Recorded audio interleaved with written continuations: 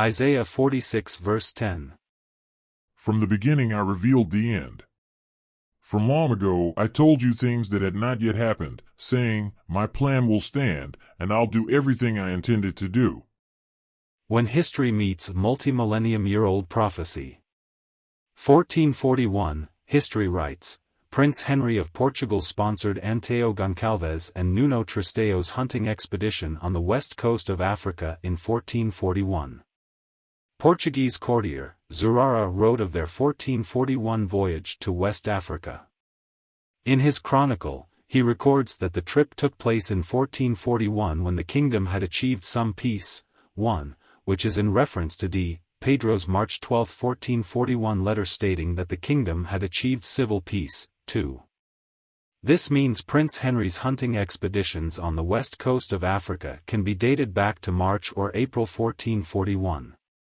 In April 1441, Nuno Tristeo met Anteo Goncalves in Rio do Ouro, 3, after following the route charted by the expedition that Prince Henry sponsored back in 1435.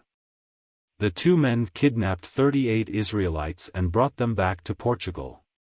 4. Following the arrival of the first Israelite captives in Portugal, Prince Henry petitioned Pope Eugene IV to elevate the status of Henry's raids along the West Africa coast to the level of a crusade.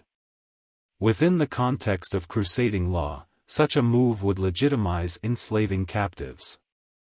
The Catholic Pope responded with the bull Iliasca on December 19, 1442, which granted full remission of sins to all who participated in military expeditions against who they considered to be infidels. 5. The first Israelite captives were then delivered to Rome as a gift to Pope Eugene IV by Prince Henry, 6, as a sign of his gratitude for supporting and granting his request. Thus, Prince Henry, fitly nicknamed the Navigator, is credited with the beginning of the worst atrocity in the history of humanity, the Atlantic slave trade. 7. 593 BC, prophecy writes, Ezekiel was to lay bound with bands on his sides for 430 days as a proleptic enactment of the children of Israel serving a 430-year captivity. 8. This occurred in history between June 10, 1441, 9, and 154,800 days later, 430 years x 360-day years, which was June 19, 1865, Juneteenth. The same time interval converted into 365/6-day years equals 424 years, 154,863 days, which falls short 6 years behind, 10, the Hebrew 360-day year calculation, but the total number of days of both are still in close proximity to one another. Meaning no matter the method of measuring a year, the duration of days of the captivity still remained the same. The substantiation of the Hebrew 360-day year. One prime example of the Hebrew 360-day year is located in Genesis 7 verse 11 and Genesis 8 verses 3-4. Genesis 7 verse 11. On the 17th day of the second month in Noah's 600th year, all of the subterranean waters erupted from the depths of the earth and burst skyward, covering the land. The casements of the heavens cracked open. Genesis 8 verses 3-4. All of the waters gradually receded from the land. At last, after 150 days, the waters abated. And on the 17th day of the 7th month, the ark at last came to rest on the mountains of Ararat. It states in Genesis 7 verse 11 that the rain began to fall on the 2nd month and the 17th day. Now as we read in Genesis 8 verse 3, the ark came back to rest on Mount Ararat in the 7th month and the 17th day. So let's count. From the 2nd month and the 17th day to the 3rd month and the 17th day is 1 month. From the 3rd month and the 17th day to the 4th month and the 17th day is 2 months. From the 4th month and the 17th day to the 5th month and the 17th day is 3 months.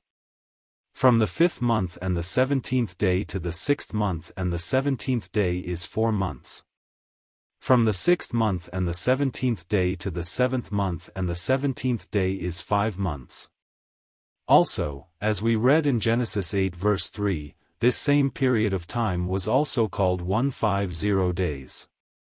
So now we take 150 days and divide them by 5 months, and we get 30-day months. This tells us that there were 30 days in every month in the days of Noah. The perfect, holy, scriptural year is made up of 12 months, each comprising 30 days to make up a total of 360 days, the number of degrees in a circle. There are many other examples in Scripture where you can find that the months all contained 30 days. Prophetic times of days and years were given in 30-day month periods. Examples are found in Daniel and Revelation. The following scriptures show that the original Hebrew calendar consisted of a 360-day year with 30-day months.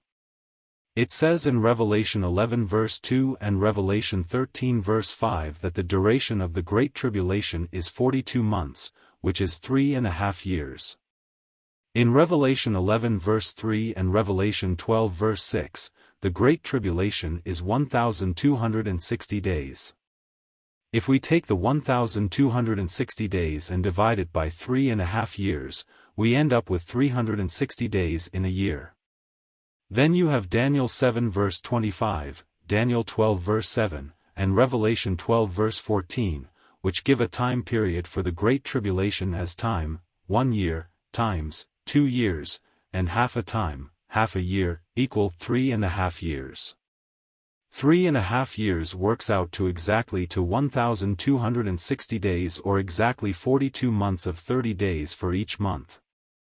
All of these scriptures are different measurements of the same time, and they are fixed on a 360-day year with 30-day months.